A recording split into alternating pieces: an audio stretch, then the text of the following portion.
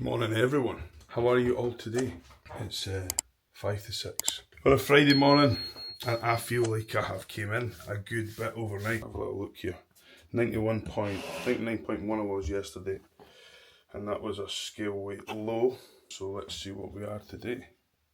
98.8. So we've dropped another 0.3 overnight, which is a new scale weight low for this prep, which is pretty cool. Looking forward to taking these next set of photographs because it will be a different look to what we've seen, which is good. Today's YouTube is going to be a little bit from my check-in at, what are we on, Friday today? 5 weeks out tomorrow from the first show of the season. It will be the regional, the Two Bros NPC regional, the 10x Athletics Scottish Championships. It's held in Glasgow this year. That'll be good fun. I'm looking forward to it. And then that's the one that qualifies me to jump into the bigger shows abroad. I'm actually really excited for this one. And it's in 5 weeks' time. It's getting closer and we are getting ready. So that's me at 98.8 this morning. I need to get down to 94.8, so I've got another 4 kilos to take off from here. And this is the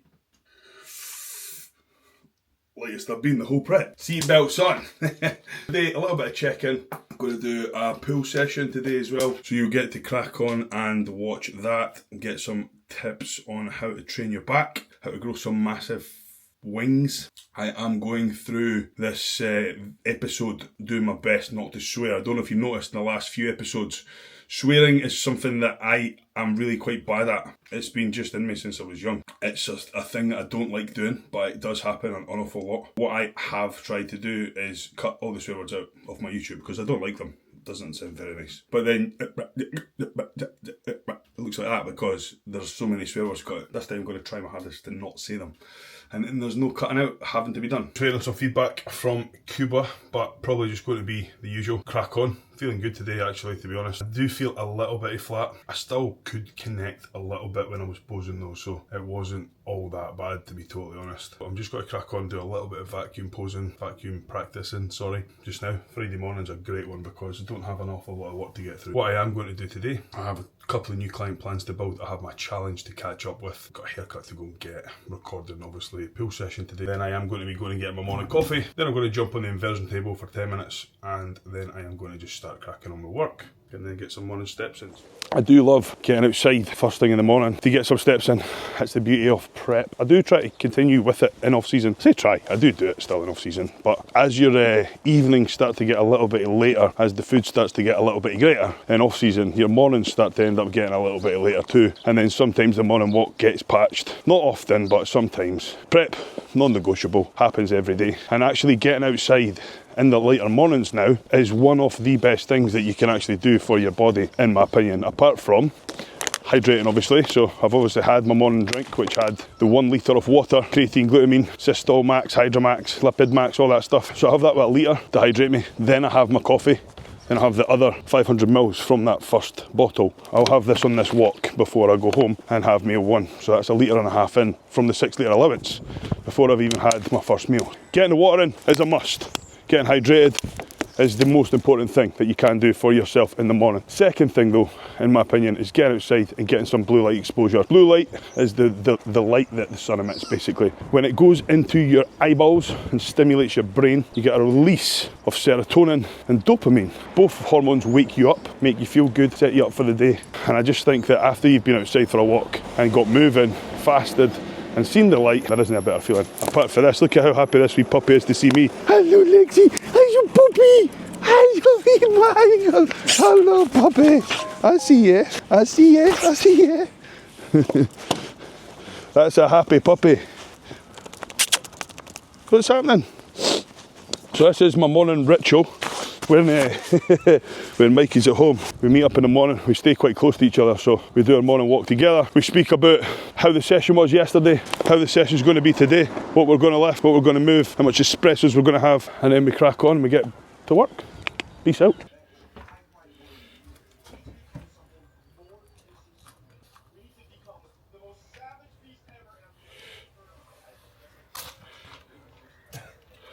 You loving it?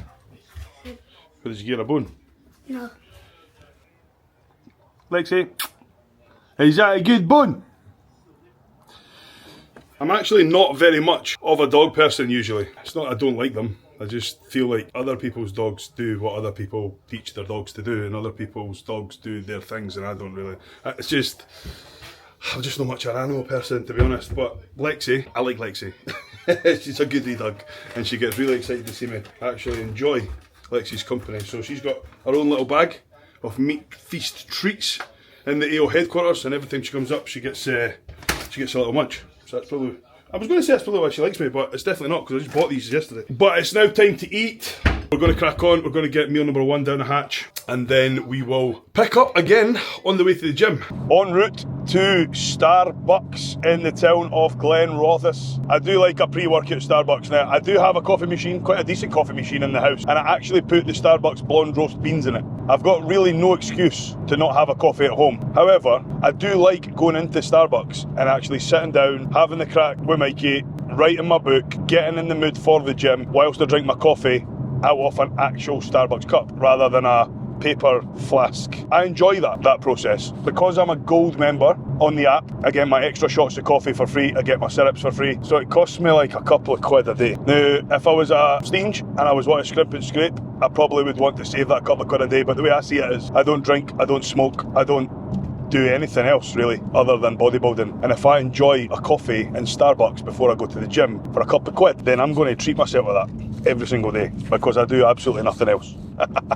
Now, I take a pre-workout supplement every session, so for anybody who's ever asked and anybody who's ever wondered, I do use a pre-workout every single day. It's not a stimulated pre-workout though. I don't like stimulated pre-workouts that much, because I feel like you can't control the dosage of the stimulants. What I like to do is I use Pumpage, trained by JP Nutrition Pumpage, or any other pump formula.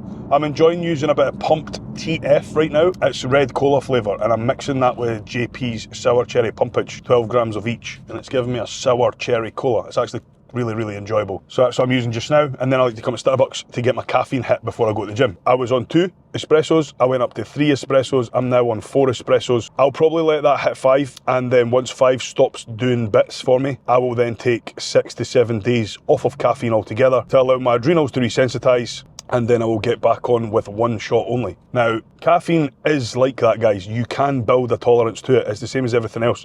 The way caffeine works, without boring you guys too much, it blocks a hormone. There's a hormone that is produced in the body, basically. It's called adenosine, and you produce that as you are awake, as you move through your day, as you are active. The more active you are, the more adenosine will be created. The more adenosine that's present in the evening, the more tired you are, the more likely you are to fall asleep. Coffee blocks the receptor for adenosine. It's as simple as that.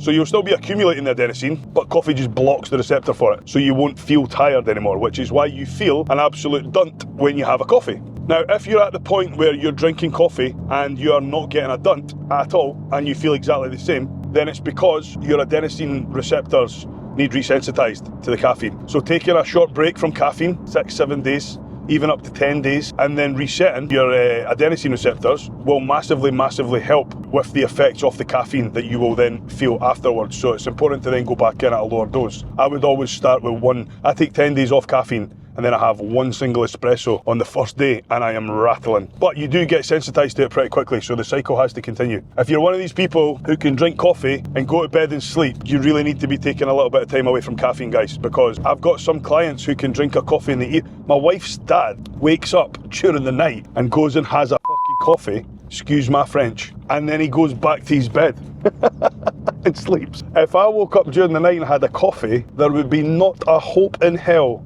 that I would be able to get my eyes closed again, apart from when I was blinking. That would be it. I wouldn't be able to go back to sleep anyway, that's for sure. So I'm not totally broken yet, but I'm not getting the exact dunt that I need from the 4 espressos. I will be taking a resensitization week off very soon. So that's just a little bit on caffeine for you guys. Hope you found it useful. You're probably sitting thinking, screw you, mate. I'm still going to have all my coffee. It's never done anything for me. Well, that's why it's never done anything for you. Take some time off and it will do something for you.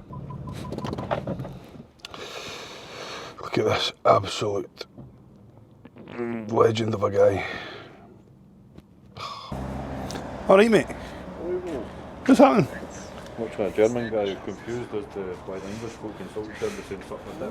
What we got here? Same little routine going on as usual. Just before the session starts, we've got a little bit of NV pre going in here. Now, this is a stimulated pre-workout, quite a heavily stimulated pre-workout, and on top of my 4 espressos today, I'm feeling pretty good. But I would like just that little extra kick, so I'm going to take a 1/4 scoop of this on top of my coffees. Now, that has me just perfect amount of caffeine really. So in a 1/4 scoop of this, there is half of 175, so it's at 37.87.5 or something like that. Straps for pull day, we've got my intra as well, still 40 grams of carbs in here. What else is in here? 20 grams of MPS max, which is essentially amino acids, 5 grams glutamine, 5 grams of creatine, 40 grams of performance fuel, which is essentially just a jumped up highly branched cyclic dextrin. We'll get that in during the session. So nothing else really needs to happen now, other than, you guessed it, the deep heat's going on, guys. Cheat code, by the way. So one of my clients actually messaged me on the back of my last video to say, by the way, seen your video, see that you use deep heat before training. To save the mess and to save washing your hands, you do get a roll-on. So I bought the roll-on and it works very well. There's actually less smell to it too. It doesn't smell bad at all. You get the heat, but you don't get the smell and you don't get the mess. So it's a win-win. A little bit more expensive than the cream, but you tend to find that with everything that's a bit more efficient, isn't it? It's a bit more expensive, so we'll get that on. And then we are ready to get cracking. Catch you guys in the gym. We're starting off with 2 sets of leg raise, as many reps as possible. 1 to activate the core, 2 to get everything nice, stabilised, and because your abs can never be too good during a prep. I do like to use straps, purely just to take my focus away from the grip. Hanging on your grip when your grip's not that good when you weigh over 100 kilos isn't all that easy.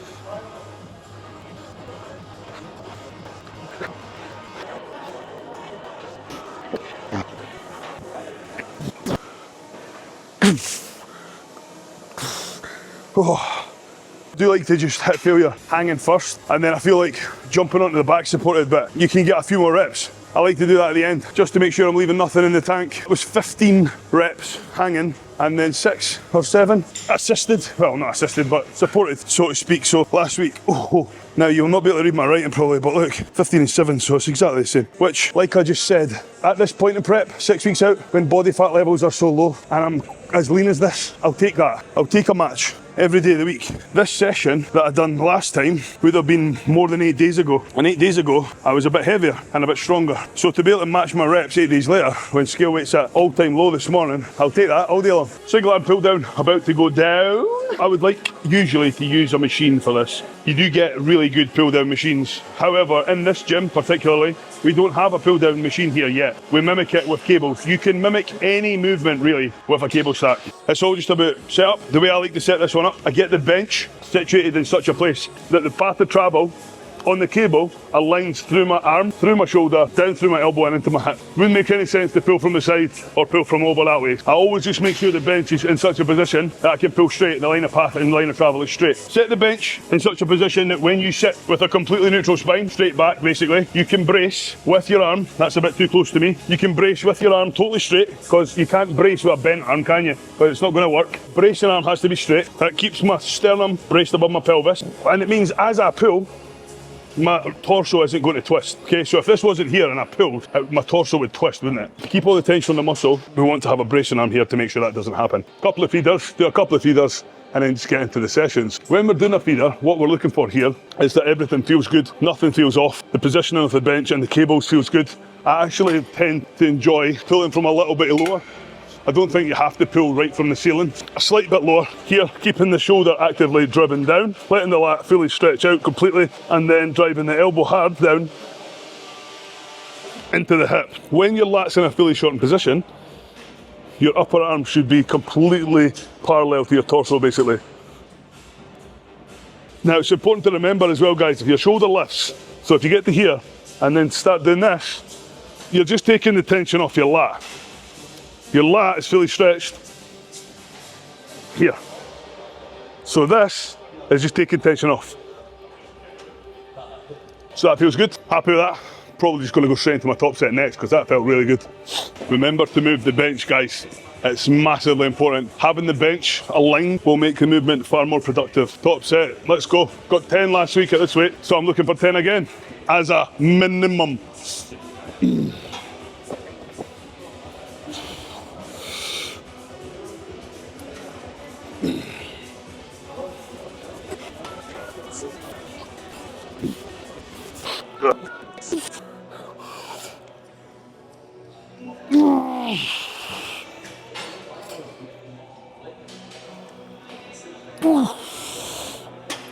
So we got to 10 and actually got an extra 1. Now I'm not sure how good quality that last one was. I'm not sure if I actually got my lat fully shot. I will watch the video back and decide what I'm going to write in my book.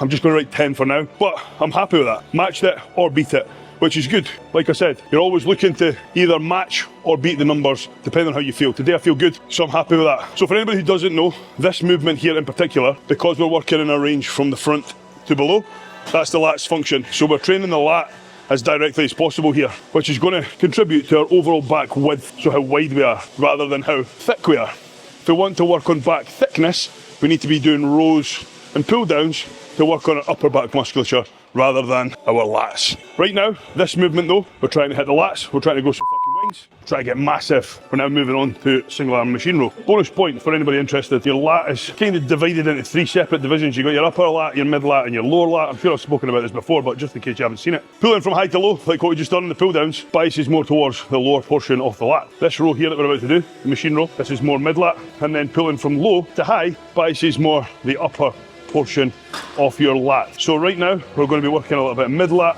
on the machine, single arm. Again, I always like to utilise unilateral work where I have the opportunity to do so. 1, I feel like I get a better connection with the lat. 2, I feel like I can put more emphasis onto the one single side. And 3, it helps you iron out and even up any discrepancies or weak points that you may have on your physique. That's why I always like to do unilateral work. I just noticed that I was speaking with this in there. It's quite hard to remember to take out all the time. I did get a bit of negative feedback on the old Instagram about this as well. Somebody wrote on it saying, using a mouth guard when you're not getting smacked in the mouth is diabolical. Okay, I'll leave it in my bag and I'll just break all my fucking teeth. Asswipe. So again, utilising bits and bobs extra on top of your machines can sometimes be beneficial. And what I mean by that is, this machine, I personally don't find has that great profile for actually helping you isolate your lat. Because of the way the handle's situated, it's kind of diagonal this way where I want my grip this way. So I put a D handle on here and it allows me to adjust my grip however I want. Again, bracing arm, I like to brace from my elbow here, purely because the hand doesn't allow me to get close enough to the handle. So I like to brace from my elbow, stretch out completely, and then just drive elbow into hip again. 5 reps for that for either set, felt really good. We'll feed the other side, and then we'll move on to the top set.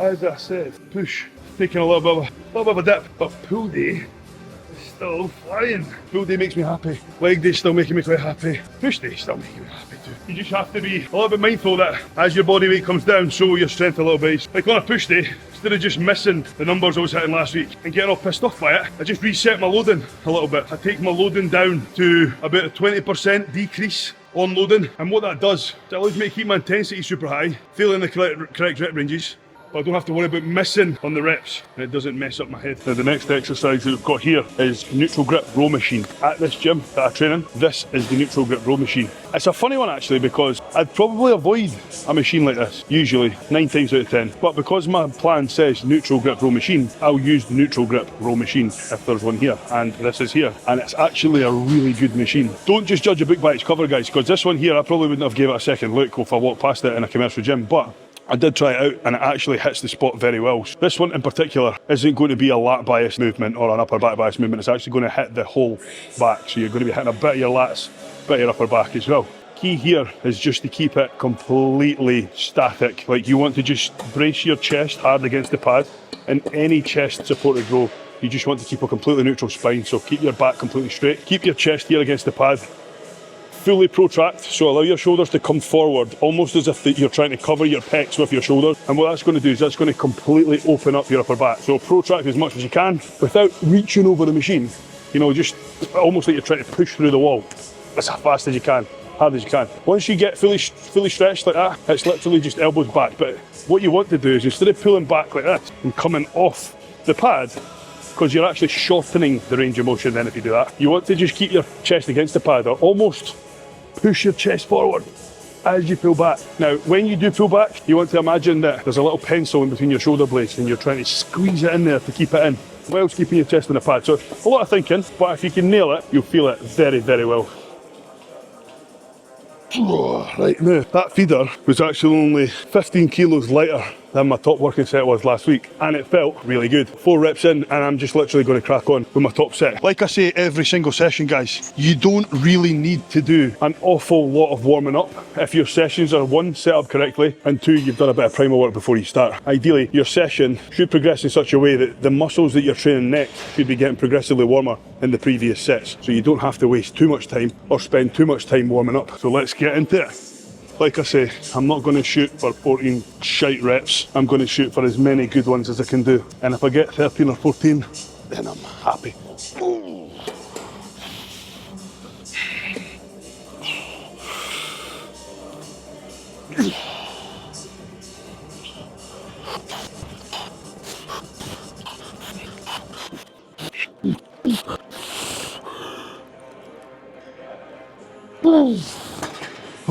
You could count that as 13 plus 1, or you could count it as 14. I personally am going to count it as 13 plus 1 because the last rep paused as I was contracting. That's me being anal, but 13 plus 1 is still a progression from last week because I still got the 14th rep. It just wasn't the best. So I'm counting it as a plus 1, which is still progression. So always take down notes. Always take down as much notes as you can in your logbook. Be honest with yourself, guys, because it's only yourself you're cheating, really. You're not got else to looking at, are they? Now we're moving on to an upper back biased seated cable row. Little grey area here. With an upper back biased cable row, you can kind of have multi grips. You can have any kind of grip you want, really, as long as your elbow path is flaring outward slightly and not travelling too close to your body, and as long as you are opening and closing your scapula at the back, letting your shoulder blades open up and close when you're going into a fully stretched or a fully short position, you'll be working your upper back. Grip itself isn't all that massively important. I do like to work with a pronated grip, and I like all my clients to work with a pronated grip when we're trying to challenge the upper back rather than a neutral grip, unless the machine kind of dictates differently. Here on the seated cable row, especially in this gym, we have 2 separate cables that we can use, and they get bridged together by a small bridging piece here, and then you would put the attachment here. Some people, when they're training their upper back, like to use a wide grip. Some people like to use a mag handle. Some people like to use separate grips. Me personally, because we've got the 2 separate cables here, I like to just have a D handle on each one. It means that I can allow my elbow paths to travel freely, and I feel like I can get a much better connection with my back that way. Now here, again, spine completely straight, neutral, chest braced above your pelvis. Let yourself stretch out, protract your shoulders, cover the pecs, and then pull back and shut the scap at the back. Again, try not to swing back and forward, because again, all you're going to do by swinging back and forward is just shortening the range of motion of the muscles. A little bit of torso movement is probably going to happen, even for me, but try and be consciously aware of it the whole time so that you can try to mitigate it as best as you can. You'll never stop it fully though.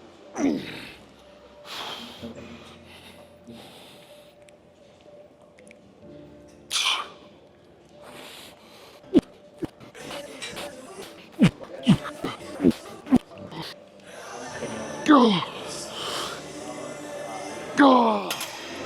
14th one wasn't very good. I'm not going to count it, but I didn't feel like I'd failed at 13, so I'm still happy with that set. Still progression on last week. Sessions are flying just now, honestly. Never felt this good. It's 5 weeks out tomorrow, actually. 5 weeks out tomorrow, I've never felt this good. I've said it before, guys, and I'll say it again. Your off-season, the way you conduct yourself through off-season, is what will dictate how easy and how smooth sailing your prep will be. I suffered in off-season, a good chunk, but it's made this part of prep pretty easy, so it's been well worth it. Back offset to go here, and then we move it into a little bit biceps, a little bit rear delts, and then we're done. Some post-workout posing, and then it's mealtime. Yes, guys, I'm actually going to do a little bit of a demonstrational tutorial here on this, because this is the movement that I see everybody making an absolute arse off all the time. It's a rear delt movement, right? Rear delts are here, this muscle here on the back of Mikey's shoulder. So as you can see, we're cueing it a slight range of high to low, bum slightly back, chest against the pad, and all he's doing is literally cueing elbows out to the side to work this muscle here. Now, the actual main function of the rear delt, see it on the back of my arm?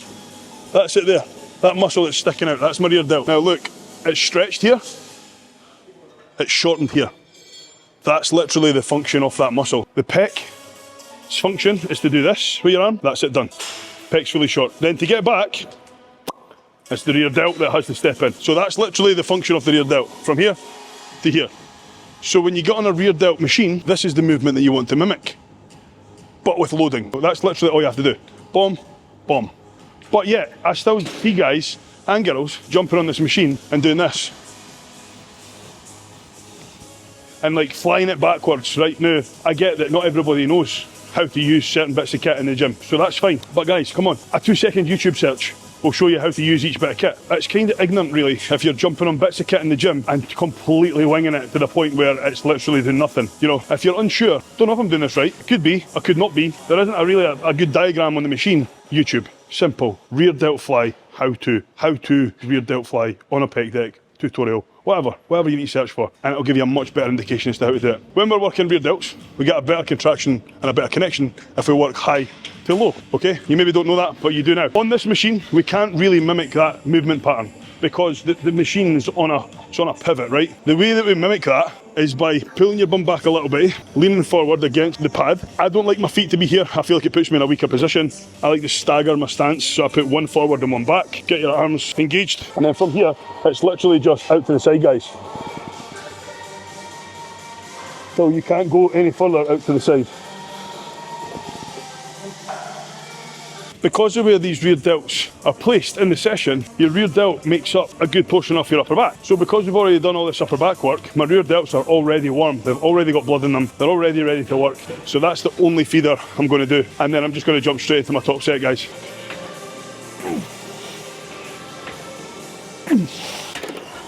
We've got 12 there. I'm quite happy with that though, because as I said, where it's placed in the session, my back is already super fatigued. So you have to take these things into consideration as well, guys, when you're training. All right, now, what I'm meaning by that is if you look at my book, don't know if you can see, but I've got a tick beside every movement that I progress.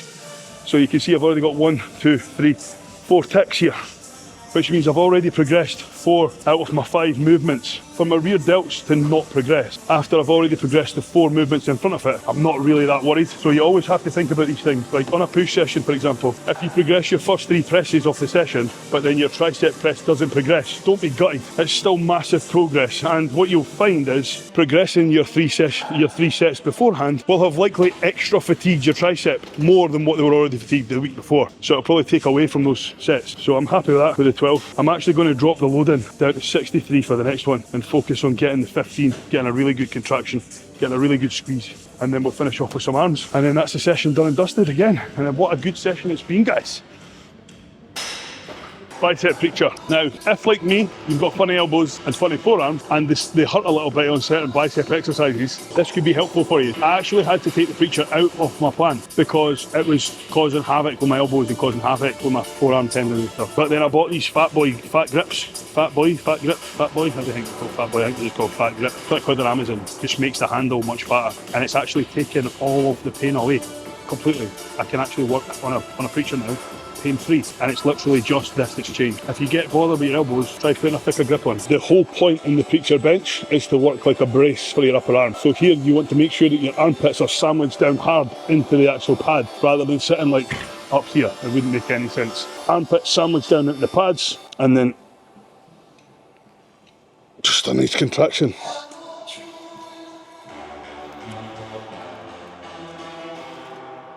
Myo rep dumbbell curls to finish off. I like to keep my straps on for dumbbell curls, and I'll tell you why. It's not really to do with grip, although it can help.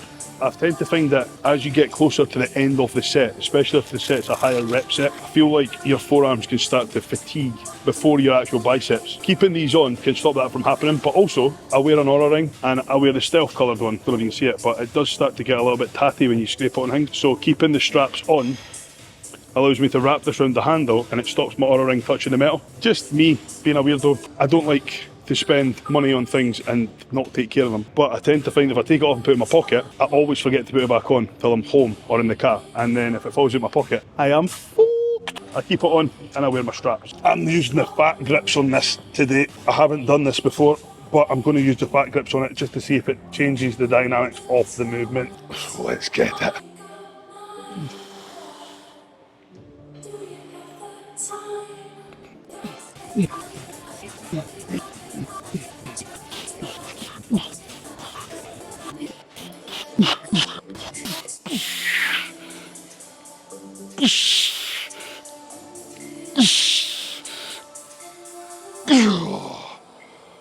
So that's pretty much done and dusted, guys. Got one more set, back off set to do. I will just crack on. We'll get that done. And then I'll do some post-workout posing. We're in the posing room, ready to pose. Little caveat, so I've been getting really bad reflux post-workout for the last maybe 3 or 4 weeks, to the point where it's actually ruining the rest of my day. And I'm having to chew rennies like they're going out of fashion. I traced it back. Being a bodybuilder, we kind of can trace things back quite accurately. So like, I know fine well that nothing's changed at all. Nothing's changed. So I know that I've not added anything in that could be causing the reflux. I know that I'm not taking anything too acidic that could be causing the reflux. Question was, why am I getting reflux? Why is my heartburn killing me for the rest of the day after the post-workout meal when there's nothing extra going on? I chased it back and I'm eating pretty much right after I've finished training. I'm posing, then I'm eating straight away.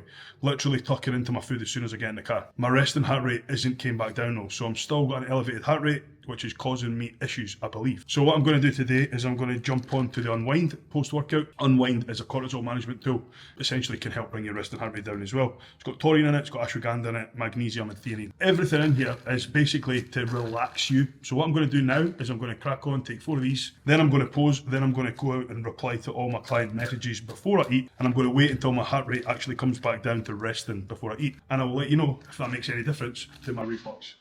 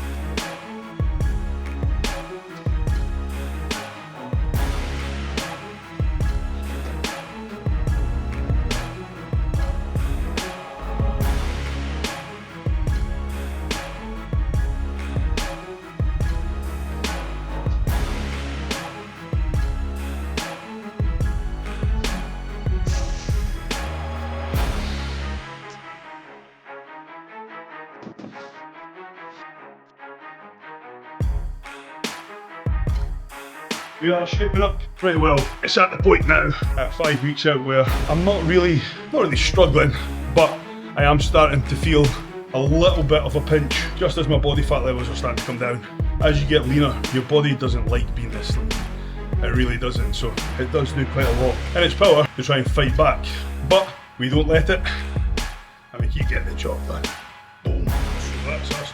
Full session done and dusted. Going to be replying to clients now for about 10-15 minutes, and then it'll be post-workout mealtime. Oh yes guys, you're in for a little bit of bonus content today. Just walking out the gym there, and Mr. Miller, my client who's currently sitting at 2 days out. Tomorrow is 1 day out, and then Sunday is show day. Still technically 5 weeks out, well 4 weeks out on is it Saturday, Sunday? Naba's 4 weeks out on Saturday, so he's 4 weeks out tomorrow officially from the first show of the year. But there is a show happening in Dundee on Sunday, which is quite local. It's called the BPA. It's run by Mr. Harry Ogg from Dundee. The big man here would like to have his little warm-up show and stab his wee neb in. We're going to go and dip our feet in on Sunday, see how we get on. He's looking pretty good. I'm more than happy to see how he looks on this stage. So we're going to get a little in-person check-in, a little look at how he's looking at 2 days out. We've been freshening up over the last couple of days. There's not been an awful lot of movement going on. We've had a couple of higher days worth of food, so he's looking pretty fucking full. Let's get a wee peek. Right, so run through the poses for the beginning, bud. Let's just do a front relax. Good man. Way sharper, eh? Much fuller. Keep the glutes on. Lovely. Lovely man.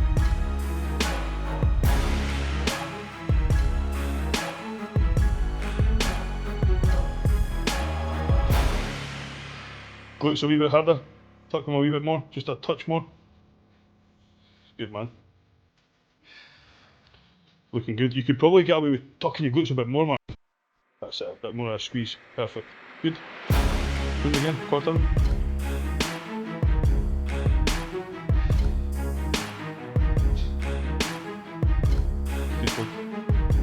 front double. Let's see front double. Legs are much sharper today. Good man. That's good.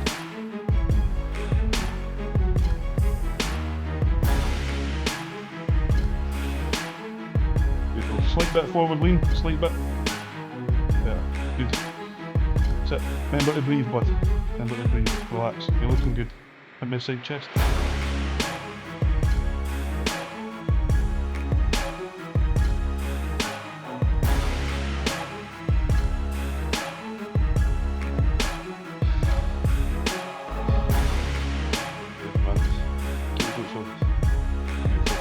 Lovely.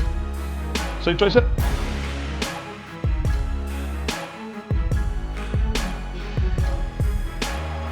Bring the back shoulder round just a touch and then crunch down on your abs. Yeah, beautiful. Love it. Looks looking good, brother. Let me see some for the back.